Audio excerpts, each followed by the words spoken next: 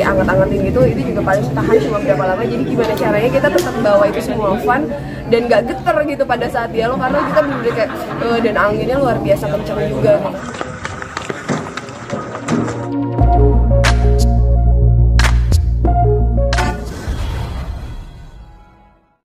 Dan menarik banget karena dirangkum tentang cinta pertama dengan secara fun dan light. Menarik banget sih buat aku. Kamu udah baca komiknya kan? Udah. Gimana pas ngeliat isinya kan banyak cerita cinta banyak macam-macam ya? Lihat aja sih kayak obrolan sama teman-teman di kampus, teman-teman di rumah, ada kata-kata yang memang pasti mungkin 1-2 dialog mungkin ngerasa ada yang pernah mendengar dari temennya atau kita pernah ngomong ke temen, jadi kayak sangat relate sama kehidupan percintaan di Indonesia kan khususnya. Tapi judul filmnya emang diganti kah Bangsa Cinta Pertama kan? Yang sebelumnya ada Aku Apanya Kamu apa? Nah justru pertamanya adalah Bangsa Cinta Pertama. Aku Apanya Kamu itu mungkin ada sempat perbincangan ya sebelumnya gitu. Apakah kata bangsat itu terlalu kasar atau bagaimana, sehingga waktu itu sempat ada subjudul ya disebutnya Aku Apanya Kamu. Tapi pada akhirnya ternyata memang bangsat lah yang paling menarik. Kalau Tina sendiri pendekatan bangsat itu memang udah pas atau memang sedikit agak kasar atau seperti apa? Untuk ngomongin cinta pertama mungkin aku rasa bagi aku opiniku pas ya gitu, tapi kalau misalnya kasar atau enggak itu balik lagi ke penilaian pribadi masing-masing. Kan kamu di komik juga bangsat kan cinta pertama kamu, tapi teman-teman kamu di sekitar kamu juga punya cinta yang bangsat juga nggak sih? Oh sama, apalagi teman-teman kuliah saya banyak yang bangsat ya. Ada yang sudah 5 tahun lalu dia bersama yang lain gitu. Laki-laki itu memang luar biasa gitu. Jadi kayak maksud aku itu tadi aku bisa bilang sangat relate dengan kehidupan percintaan di sekeliling aku. Jadi ya udah gitu. Kalau teman-teman di Indonesia baca komiknya Bangsat Cinta Pertama, aku rasa kalian bakal ngerasa ada 1-2 kata yang emang ini temen gue pernah ngomong kayak gini nih, gue yang pernah ngomong kayak gini, kayak gitu pasti ada sih. Benang merah sama filmnya apa pun? Isi bangsatnya itu lah gitu. Tentunya kalau misalnya aku ceritain benang merah secara luas takutnya jadi spoiler, jadi lebih baik teman-teman nonton. Dan memang ada beberapa dialog yang itu jadi klimaks di film yang digunakan juga di komik. Kalau ngomongin film sama syuting di Belanda tadi boleh cerita lagi seperti apa proses syuting, pengalaman di Belanda, pengalaman yang luar biasa, seru banget, kolaborasi antara beberapa tim ya, ada tim Belandanya, ada juga yang bukan orang Belanda gitu, ada juga tim Indonesia, etos kerjanya juga beda gitu cara kerjanya, tapi kalau overall kayak cara penggunaan alat, cara mengambil film gitu itu semua sama sih ya pas aku pelajarin gitu. Tapi aku ngerasa dapat banyak wawasan baru aja sih di film, khususnya ini film drama. Aku bisa bilang ini film dramaku yang pertama kali sih, karena memang sebelumnya lebih ke genre-genre lain. Jadi aku seru banget ngerasa kayak syuting drama pertama kali di luar negeri pula, dengan cuaca winter minus juga gitu. Itu tantangan yang luar biasa sih, tapi kita semua kompak jadi seru gitu.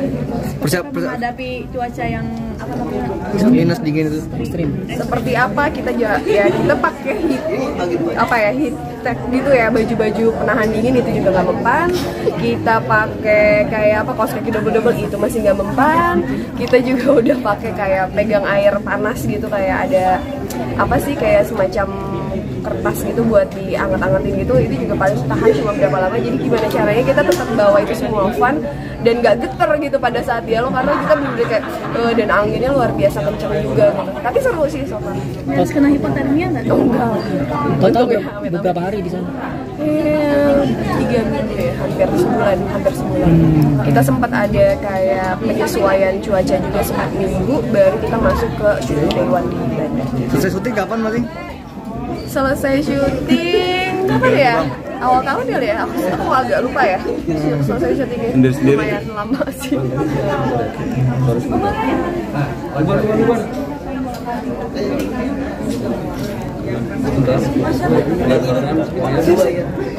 Yang lain mana yang lain?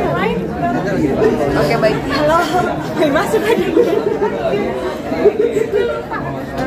Soal pengalaman Pengalaman cinta ini sendiri Tapi ada nggak sih pengalaman masing-masing yang mungkin dulu nih cinta pertama kalian memang itu tuh seperti apa kita gini? Coba deh ceritain. Kayaknya ada ya kita semua ya. Pasti kita semua ada sih pengalaman cinta pertama, bangsatnya, rasanya, sakitnya, happy-nya, semuanya pasti ada sih. Even kalian pun pasti ada kan yang begini aja.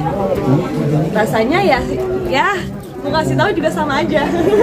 Tapi kita sempat kayak bikin beberapa kalimat tentang cinta pertama kita ya. Jadi kalau misalnya kalian pengen ngeliat perkembangan cinta kita di masa lalu, silakan kepoin Instagramnya Bang Gus. Iya benar. Emang kalau buat kan sebangsat apa sih maksudnya kalau misalkan kata di dalam kata tapi dalam kenangan seperti apa sih sebangsat apa sih cinta-cinta pertama itu? Bangsat apa ya? Jadi tuh mau bilang bangsat sedih pun, marah pun, happy pun nggak bisa diukur gitu karena kan pasti kayak plus minusnya. Jadi kayak sejahat-jahatnya